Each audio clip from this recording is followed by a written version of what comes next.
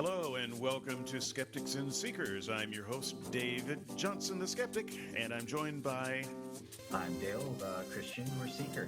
Or the guy who is perpetually wrong about everything.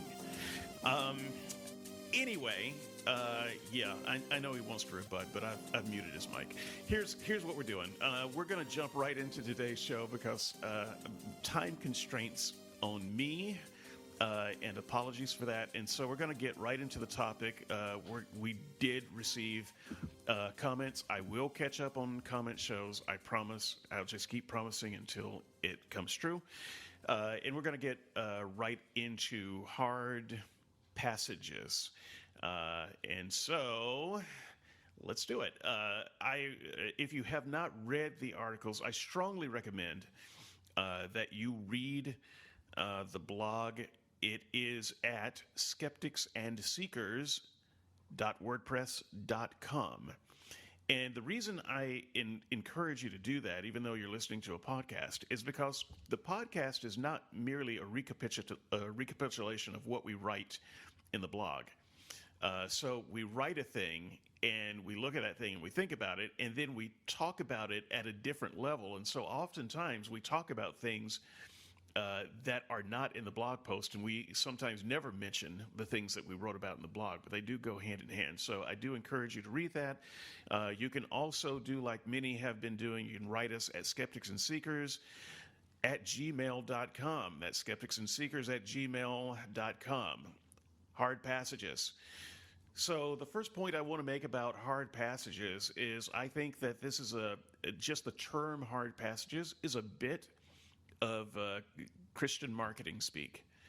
Christians call them hard passages, and I think that we should call them on that. These are not hard passages. The things that Christians call hard passages are actually easy passages, or some of the easiest passages to understand. They're atrocious passages, and we shouldn't let them get away with calling them hard passages and not calling them what they are. They're terrible, awful, atrocious passages. The only reason that they're hard from the Christian's point of view is that they're trying to defend an atrocious thing. So on a matter like slavery, the Bible is very clear about slavery. You treat your Hebrew slaves as employees, and you treat the slaves from the other nations as actual slaves that you can own for life and then pass down to your children. It's an easy passage. It's just atrocious.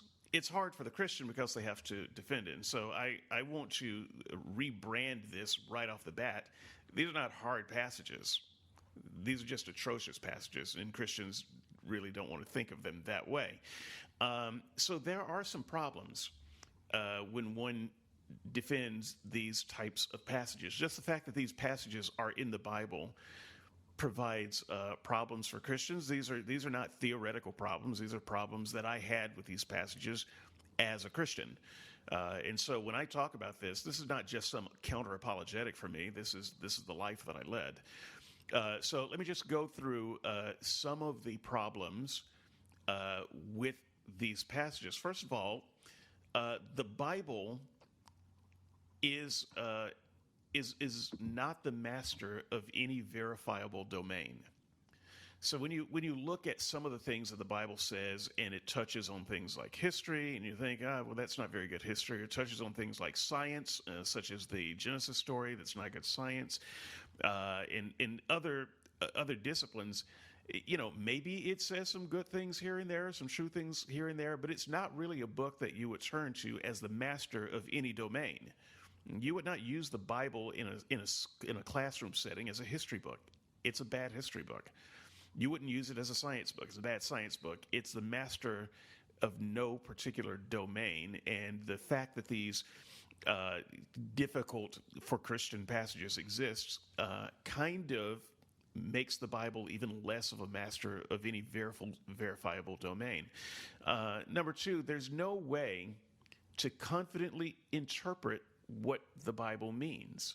So the reason these are hard passages for Christians is because they have a hard time doing the mental gymnastics around them to make them something other than the atrocious passages that they obviously are.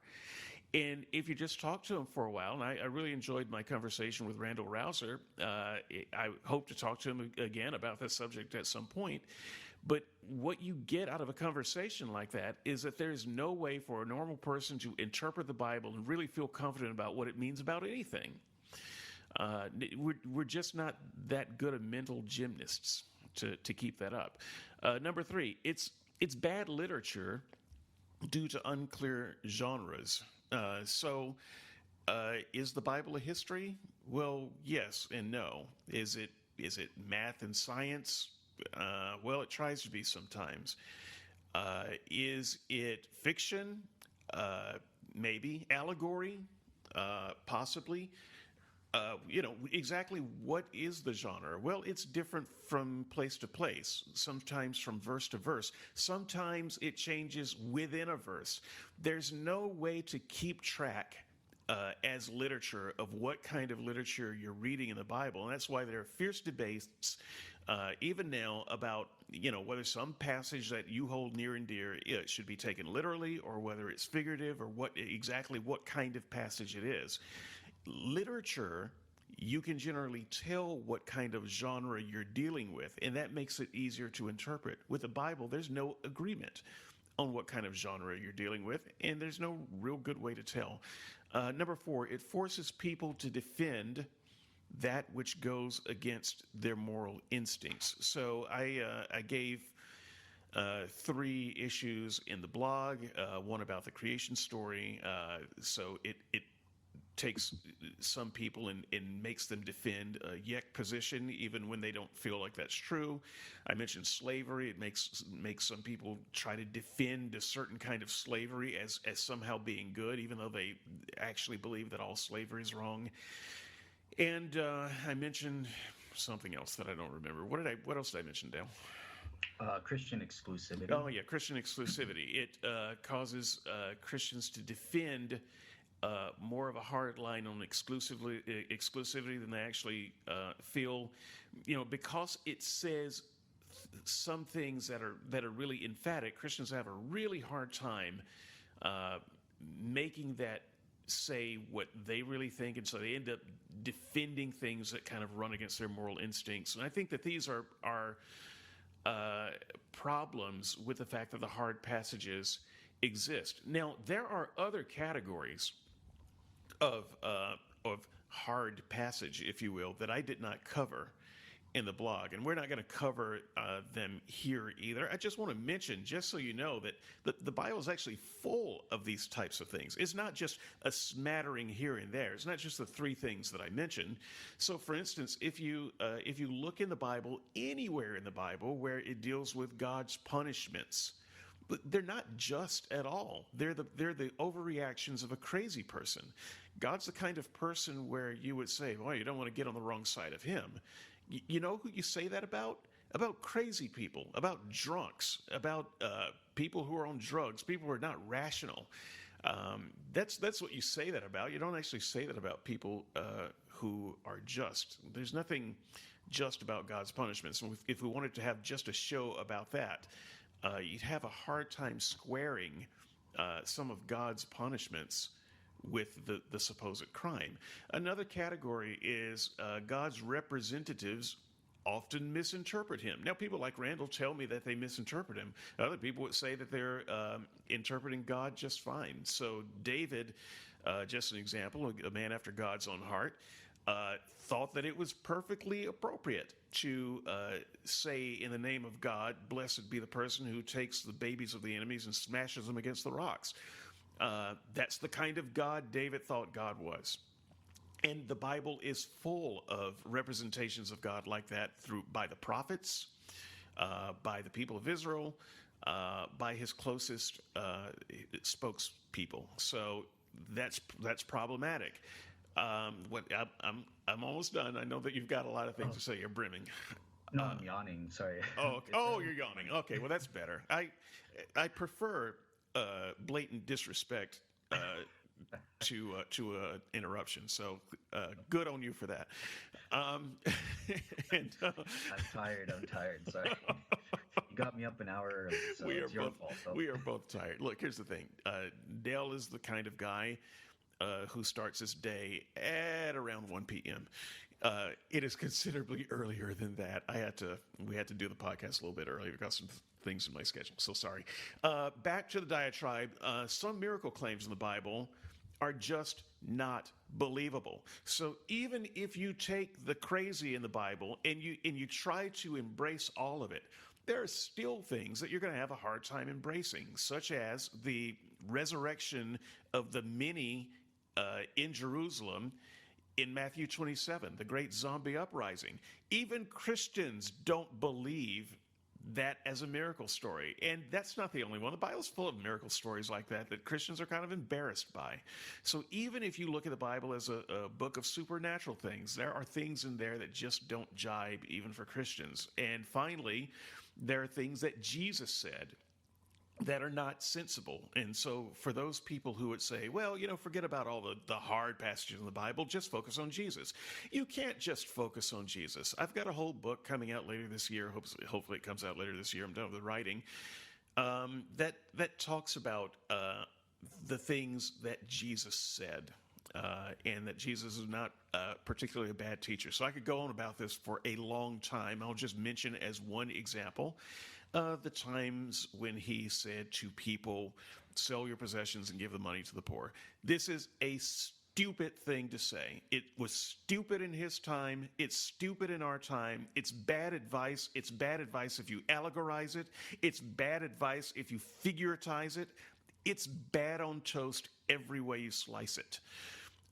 And furthermore, he didn't just say it to one person. He said it to a crowd. So the Bible records him saying it twice. It seems to be the kind of thing that he said, or at least the kind of thing that people thought that he said. And so the fact is, he said a lot of things that just don't make any sense. You've got to go through a lot of mental contortions to try to make sense. So the Bible is full of all kinds of categories of hard passages that at the end of the day, make you wonder why you're defending this thing at all. So finally, I will close out my section by giving reasons to abandon the Bible. So first of all, you don't need to mine truths from a bad source. So Christians will often say, well, look at this good passage in the Bible, or look at this good thing that Jesus said, or look at this good thing that you find in the Old Testament, as if somehow that counterbalances all the bad things. I could do the same thing, though. I could take Mein Kampf from Hitler, or the Unabomber Manifesto, and mine it for some good things. Now, for the record, I have never read either one of these documents, but I am absolutely certain that you can find some good, wise things in those documents if you cherry pick them just right. Still, no one cites these documents for the sources of their good ideas or wise ideas. You do not need to mine a bad book for good sayings. Secondly, wisdom is not the domain of a single source. A lot of people feel like they're stuck with the Bible and all of its crazy because it's the only true source of wisdom. But wisdom is really the sum of all good ideas that come from hard experience. It doesn't come from a single source. It comes from everywhere. And so if you're hanging on to the Bible because it is somehow the domain of a single source of wisdom, you can let it go. Third, you shouldn't trust a source for eternal truth that's wrong about temporal truths. This one, I just don't understand Christians like Dale who believe that the Bible might have errors. If it's wrong about the little things, I don't see why you would trust it about the big things. And if it's wrong about the temporal things, there's no reason to trust it about the eternal things. You've got to have some other reason to trust it because it's trustworthy. Because it's not trustworthy if in fact it gets the little things wrong. If it gets the things wrong that you can prove, you shouldn't trust it for things that you can't prove. Finally, you should never be in a position to have to defend what seems wrong to you. And this is where I'll close my thoughts. And this is the point that if you only take one thing away, I want to highlight this one. If, when reading the thing, there are parts of it that make you feel uncomfortable and icky and wrong, and it just seems wrong to you, it is probably not because your moral instincts are falsely calibrated. At the end of the day, even if your moral instincts are falsely calibrated, that's all you have. And if you are reading a book that gives you advice that goes against your best lights, you should abandon it. You should not try to save it or mine it for whatever nuggets of good things it has. You should abandon it. That is my case, and I turn over to Dale.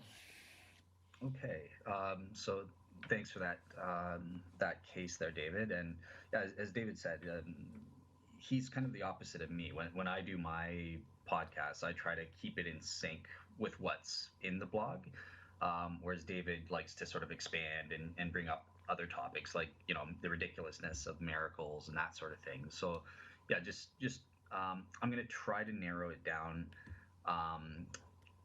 to the topics of the blog, but in a way that is more applicable or more expanded to the general point that David's making about this. So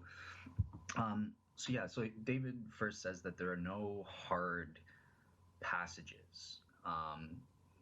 These passages are actually easy to understand, but they're hard in the sense that it's hard for us as Christians to accept. So we have to come up with some convoluted explanation. So this ties into his first issue is something that we've already covered in large part, is the creation account and the various contradictions with a young earth creationist perspective and that sort of thing. And I just wanted to give a sense, because I think that there are hard things to understand. It's even at an interpretational level, there are hard aspects to it. So I wanted to show that there are multiple factors too, which can also complicate a skeptic being able to prove that the creation account is an error or something like that. So in the first place, there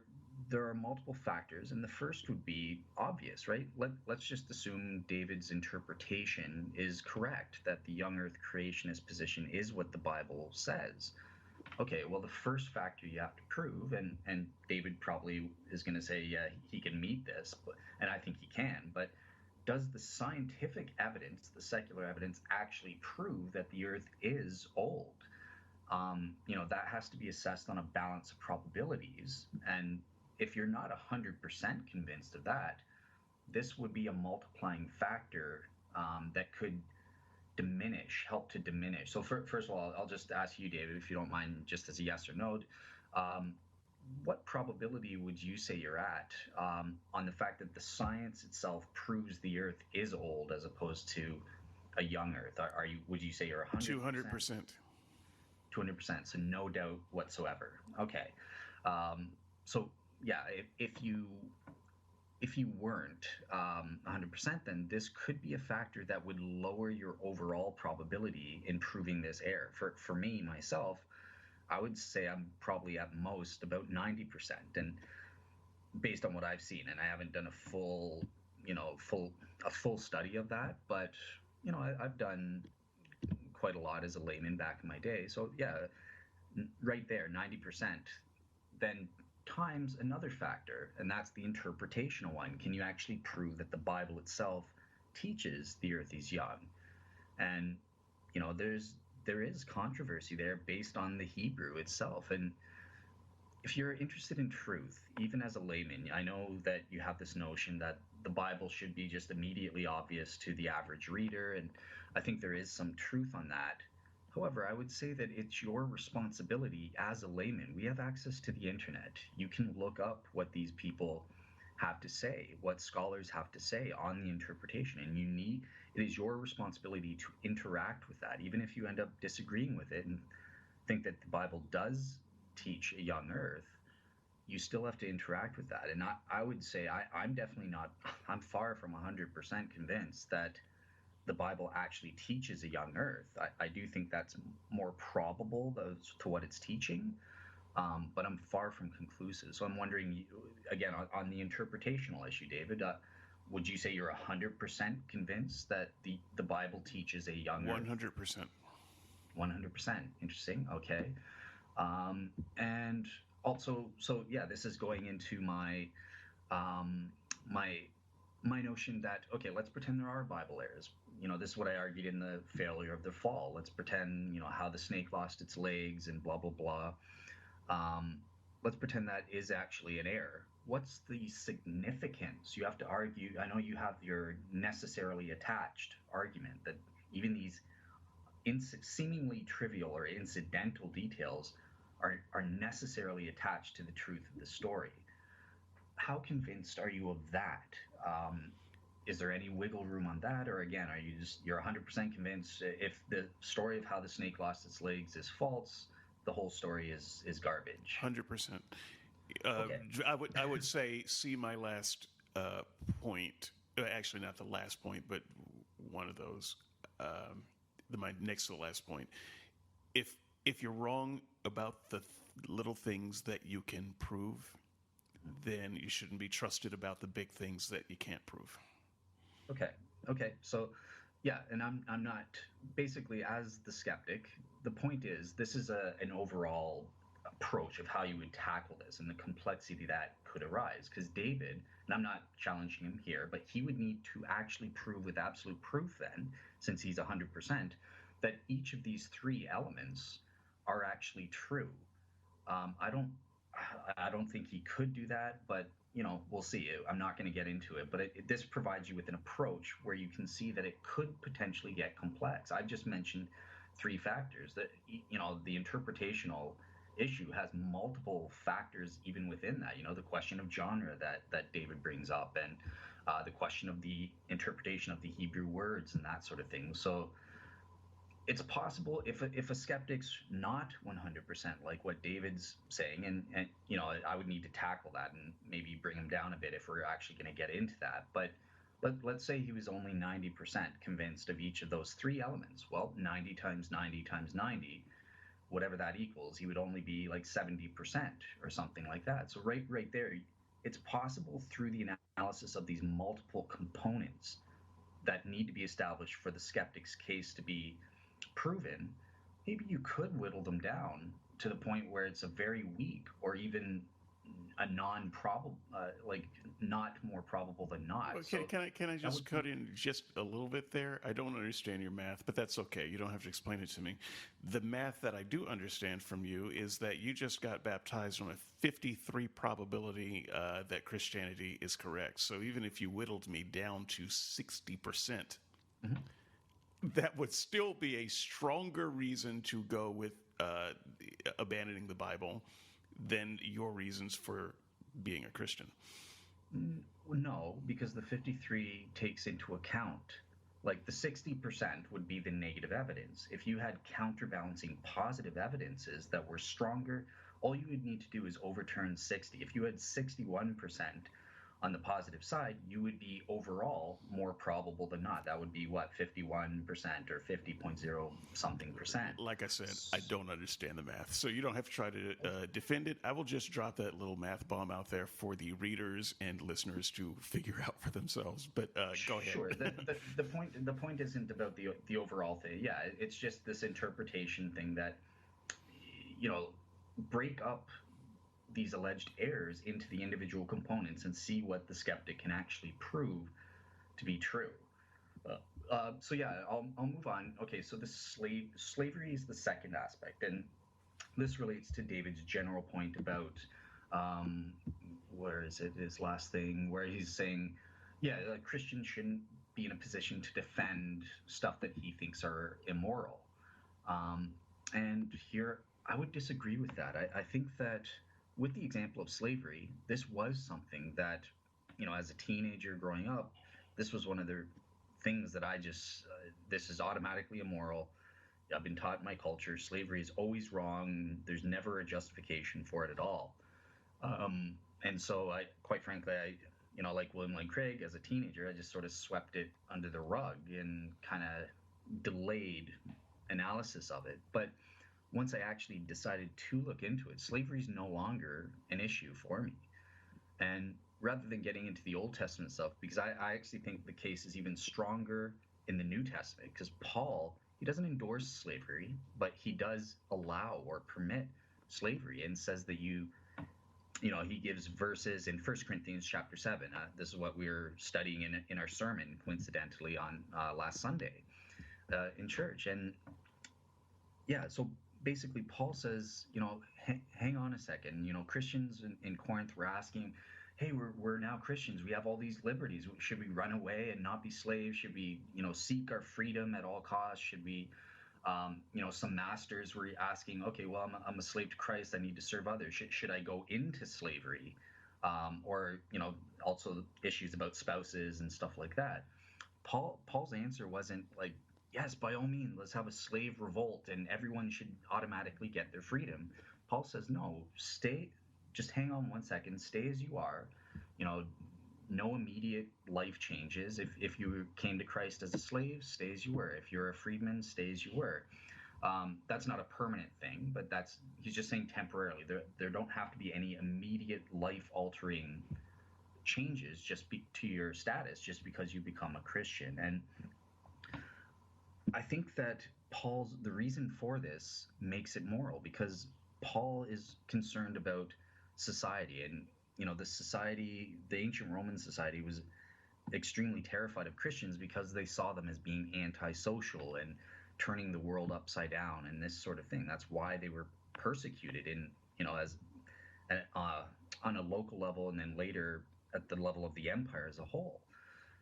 So Paul's saying, let's not, for the sake of the gospel, you should be willing to give up your rights. If you can get your freedom legally in a normal way that won't upset the pagans and that sort of thing, by all means do it.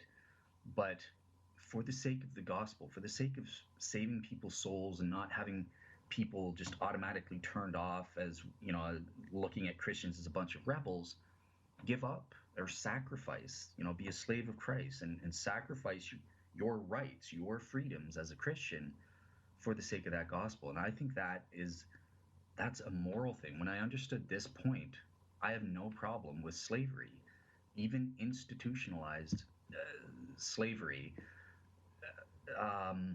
Okay, yeah, people are going to misunderstand that. I was just thinking, you're going to get a lot of mail. Yeah, people send your mail to skeptics and seekers at gmail.com. Slavery is not morally ideal. The moral principle of autonomy is the ideal, is good. Everyone should be free if you can get it.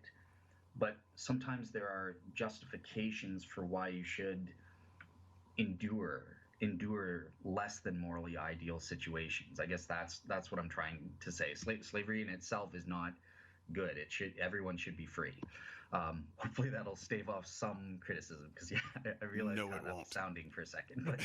But yeah, think of it this way. Like if your girlfriend, if you like yellow nail polish or something, and she hates it, but she's like, well, for your purposes, you know what, I'm going to paint my nails yellow. Or same with men, vice versa. If you want to grow your beard, well, that's your right. Your wife should, for better or worse, they should love you no matter what, right? But given that that she prefers you clean shaven, okay, well, you'll sacrifice your right and shave it for her benefit. And that's what I think Paul's doing here. You have the right to be free. You've got your newfound liberty as Christians, but sacrifice that for the higher good, for the sake of saving people's souls. So I think that's what's going on there. I'm sorry, did you really just compare slavery to a preferred color of toenail varnish? I did. Are you kidding me? No, okay, not. Go ahead with your point. We will swing back around, I hope. But go ahead. It's the same underlying morally relevant consideration. That's right? Okay. Go ahead and finish your case. I'll be right here. Okay. What else? Okay, miracle. So this wasn't relevant, but yeah, miracle claims are just not believable. And you bring up Matthew 27, and you know that I don't interpret this literally. I think Mike Lacone is correct that it's the apocalyptic literature or genre. But you seem to have this mistaken notion that I reject it because, Jesus rising from the dead, that's plausible, but a bunch of zombies in Jerusalem, that's just ridiculous. That's not what I'm doing there. There's nothing ridiculous about multiple people rising out of their dead, rising from the dead or their graves. A supernatural event is the same as any other supernatural event. It's not that I see that as somehow more ridiculous than Jesus rising from the dead or Jesus turning water into wine. It's just an interpretational issue. I think the genre of this text, there are indications or indicators that make it seem like it's probably the apocalyptic genre. That's why I don't interpret it literally, but I don't see anything. Can I just dive in and ask you a couple of clarifying questions about that thing in particular? No. Okay. Because are you going to ask me what are the indications? Are we going to get into specifics about what are the indications? Well, okay. So look, the kind of questions that I wanted to ask were help me clarify what you were saying is. I'm just a little confused. So, for instance, the same passage that gives us the zombies also gives us the darkening of the sky. Was that real or not? It gives us an earthquake. Was that real or not? It gives us the tearing of the temple curtain. Was that real or not?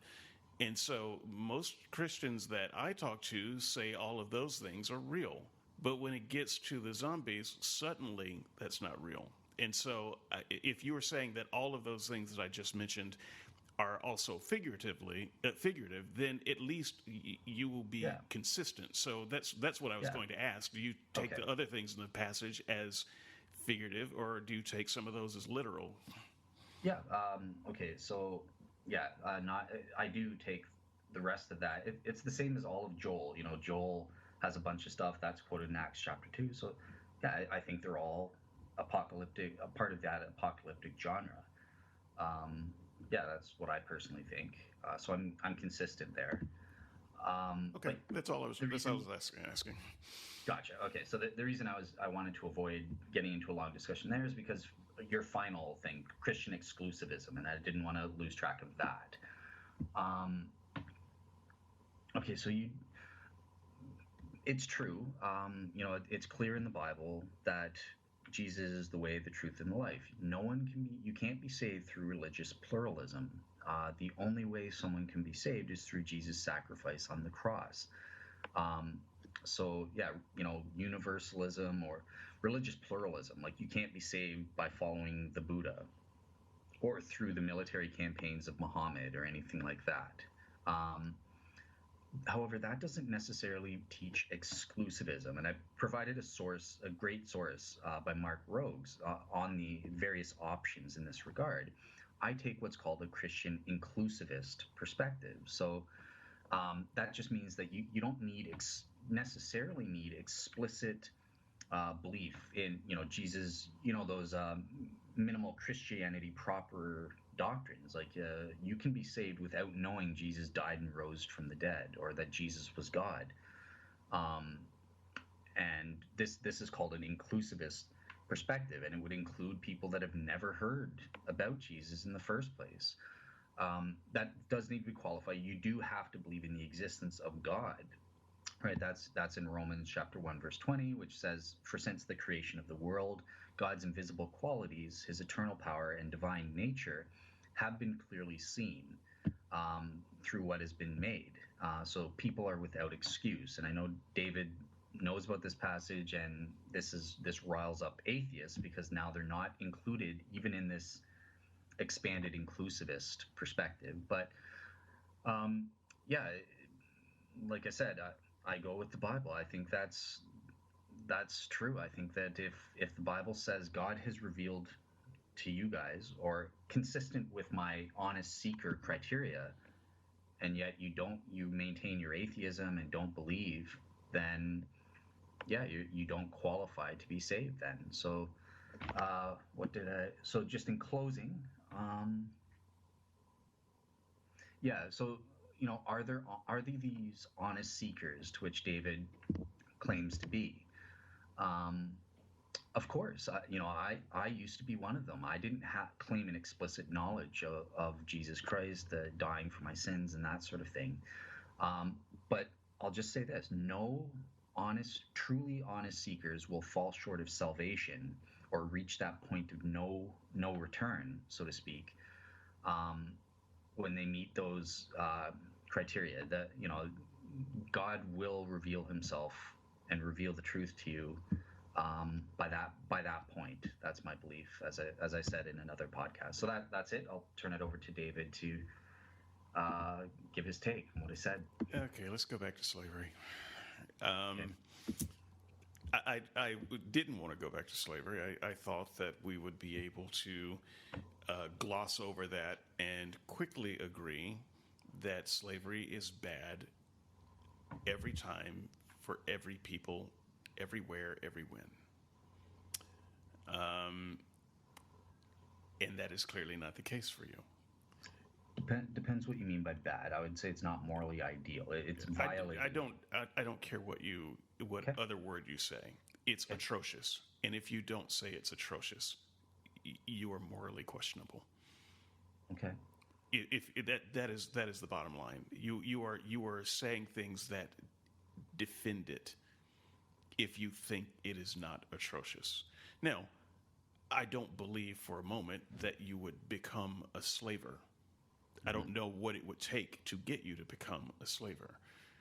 But you leave the door open when you talk this way that you could. That there could be some religious, God-centric reason where you could do it. Let me ask this then. Do you think the salvation of a soul is worth giving up, temporary earthly liberty or your autonomy? Absolutely not. First of all, this idea of a salvation of a soul and what it costs to save a soul, this is all artificial. God can save any soul He wants to if He's God, and it can cost whatever price He gives it if He's God. So the idea that you have to go through some atrocious thing for salvation of a soul is itself an atrocious idea, and it's the sort of thing that you would defend if you are morally compromised. So that is simply not an argument. You cannot say, "Oh no, I enslaved these people," because by enslaving them, you see, they got to know God, and so the kingdom is benefited. Utterly absurd. But let me go with the other point that you were making, which I think was a more central point about what you were saying, which is that it was okay to tell people, no, just stay slaves because there's a greater good. Now, let me just say, any time the advice is just stay slaves, it's bad, evil advice, and to hell with you. Just stay slaves is always bad. And if your religion requires you to just stay slaves, you should get out. Does that even occur temporarily? Because Paul says, by all means, whatever means short of an immediate. I'm sorry, Dale. You're still missing a big piece here. This wasn't just stay slaves. It was also to the Christians who owned slaves. Paul at no point told them, "Oh yeah, you free your slaves."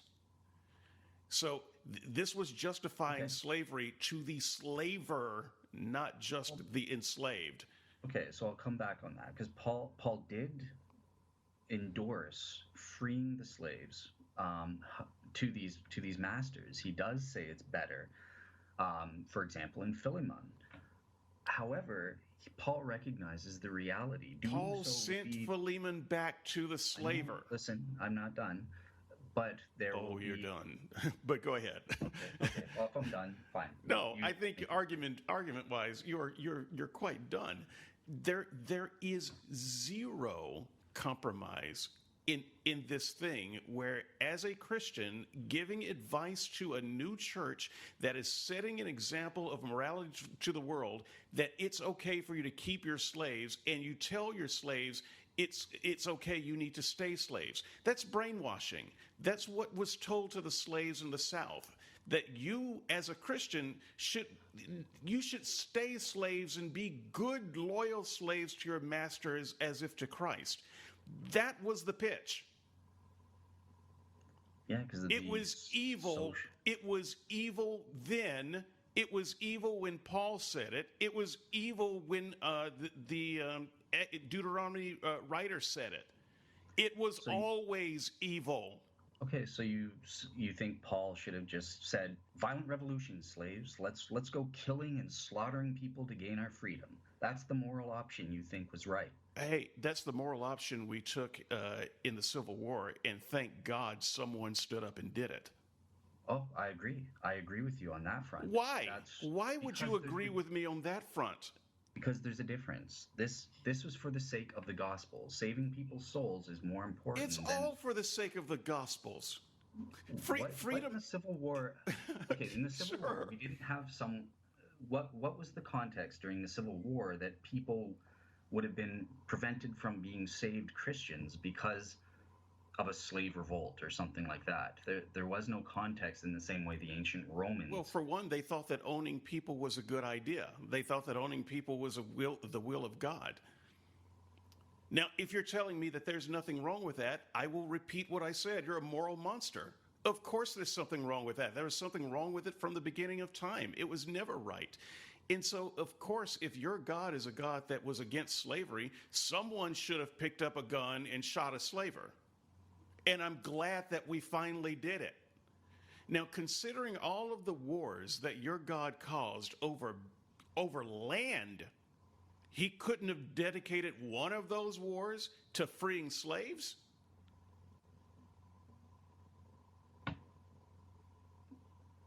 I'm just considering your point about the Civil War. So say that again about the Civil War. You're saying you're trying to say that because people in the context thought the Bible taught slavery. Yeah, that in fact this is leading people away. This is leading people away from the truth of God's love. Well, I don't think that actually happened though. They weren't actually. Oh, these slaves are revolting against us, therefore Christianity is not true. No. By Christians owning slaves, that's actually leading people away from God's love, from God's true nature. Now, if you say that is not opposed to God's true nature, then you're a moral monster. If you're saying it is opposed to God's true nature, then the war was justified to expand the kingdom, because the true kingdom is a kingdom of freedom, not of slavery. Okay, and I agree with that. So you're saying therefore Paul should have led that revolt. In fact, Paul shouldn't have had to. God should have led that revolt in negative 1700. Okay, so let me just. You're trying to say that the slaves themselves would be prevented. They'd be, these Christian masters are so mean. Well, the heck with Christianity. Not just the slaves, but everyone in that society who thinks that owning people is okay, that they're honoring God by owning people. That's actually bad. That would be. Let me just try to speak an example in your Christian language. It would be a little bit like, say, like churches. Saying it is okay for gay people to get married here and be priests here. For those who think that homosexuality is a bad thing, they would think a church that did that would not be honoring God at all. They would be doing the opposite. And I would say that Christians who are holding slaves are not honoring God, if God is not a God of slavery. So changing that system would be a priority. You're not saving souls by making more slaves and by allowing slavers to continue in the sin of slavery. Right. So in the Civil War society, I don't believe you. I don't buy you. It's not the case that people were prevented from becoming Christians. They weren't, I'm saying they're not becoming Christians if they're joining a church that supports slavery. They did. But that's not Christianity. Well, they You were see, doing something wrong. They like just because Christians can be saved even if they have wrong opinions on well, I've secondary heard you issues, right? saying that a person is not really a Christian if they're in an adulterous relationship that they refuse to get out of. Now, if that's true, Okay. I don't understand how you're saying that slavers can become Christians if they're in an even worse type of relationship that they refuse to get out of. Okay. Okay. So Because yeah. slavery Okay. is So I worse than can retract adultery. that. So I can retract that then. So yeah, they should have been known better then. Maybe these they had the Bible, which gave indications that slavery is not the ideal. You want to free people whenever you Whoa, whoa, can whoa, whoa, because whoa, whoa, whoa! I don't like they your should be. language. Not the ideal. No, it's wrong. Say slavery is wrong. Don't say it's not the ideal. You know what's not the ideal? Wearing green with purple. That's not Sure. the ideal. Okay? Okay, Don't okay. do it. Let me say this. So slavery is wrong or immoral in the sense that it violates a moral principle. That much we can agree on. However, there can be ex- external circumstances which justify or necessitate allowing such a practice, and that those circumstances applied back in the Roman Empire when Paul wrote that letter. Okay, That's why he I'm gonna doesn't quit say yelling. let's start a Spartacus revolution. I'm gonna stop yelling, but I am going to say that I'm a moral monster. I'm actually not going to say you're a moral monster either. That's a part of the yelling. I'm going to stop yelling now. And I am going to say very calmly and rationally that you are simply making my point. And we can talk about this for the next 3 hours. The fact of the matter is, overarching point, which I think that we have reached an impasse that the audience can wrestle with. It's wrong every time. It's evil, not just wrong, not just a bad idea. And they have heard you say many times words that are almost conciliatory about this practice that is evil. And they have heard you say things like, "Yes, but it's an evil that's worth it if it means saving a soul. Anything is worth it to save a soul." Yeah. And that is I understand you stand by that, and I call that an evil, one of the great evils of religion, because it really does require religion to make a good person do an evil thing and feel good about it, or support an evil thing and feel good about it, because they're doing this very physical, very temporal thing that is evil for the cause of something that is non-physical and non-temporal. So you'll physically enslave a person for the non-physical reward of salvation. Now, we can't prove the salvation part. We can prove the slavery part. And you are willing to justify slavery in any other atrocity for the idea that, but some could be saved. Well, for That me, is it's not that an idea. that It's is proven. Let's well, operate on the assumption it's proven. well, okay. Right? Well, Because then sure. that's It's proven for you, but I think even Christians would, well, many Christians, not all, even many Christians would cringe at the idea that any atrocity is justified if souls are saved. And I would simply say, if that's the price of saving souls, your religion is atrocious. The God who saves those souls under those conditions are atrocious, and you shouldn't want to be saved. Okay, so I'll say this then for the sake of the listeners. As I said, I think you're right in the sense that I would never come to this decision outside of an inspired apostle providing me with divine revelation that qualifies this. I probably just would have never given it a second thought and just assumed, yep, it's always bad, it's always wrong, because I have a moral conscience which testifies to this moral principle of autonomy, right? It's not the moral ideal. I know you don't like that terminology, but that's how I Only describe because it. it's weasel words. It's disingenuous, weaselly words. Well, it's not to me though. So you can't, impose you don't like the words I use. These are Well, clarifying I'm words doing that you a make sense to favor me. by calling you disingenuous. I know that doesn't seem like that, but I'm actually doing you a Oh, favor of assuming that you don't believe that slavery is a good idea. That in fact you think it's atrocious. I want to leave the listener with the idea that you think that slavery is atrocious. You just keep saying, nah, it's a bad idea. And so I'm overriding you by saying, no, it's atrocious and you're lying about it. That's a better stance for you than what you're actually saying. right. And because I know this is an emotional topic for people like Tara, that people are going to be I'm afraid people will misunderstand what I'm saying. I So think they'll that's understand you why just perfectly. here's I think you're making yourself very clear. yeah. So it's I know I'm going to use it again. It's not morally ideal, or fine. I can bow to your thing. It's immoral because it violates a moral principle. It is not something we should want, but it can be allowed in certain circumstances, such as the circumstances of the Roman Empire at that time. And I find it, and I want to give my point because I understand you and Tara think I'm morally atrocious in my view.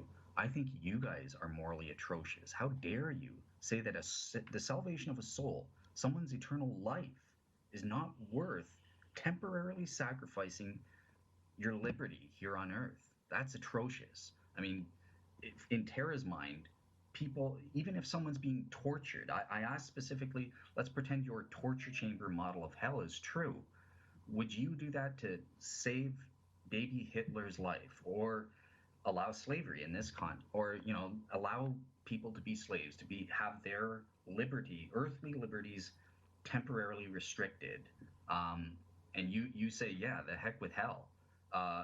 You should be free here on earth. That's morally atrocious to me. I mean, there's no comparison. Eternal life considerations compared to, temporal effects or negative temporal considerations.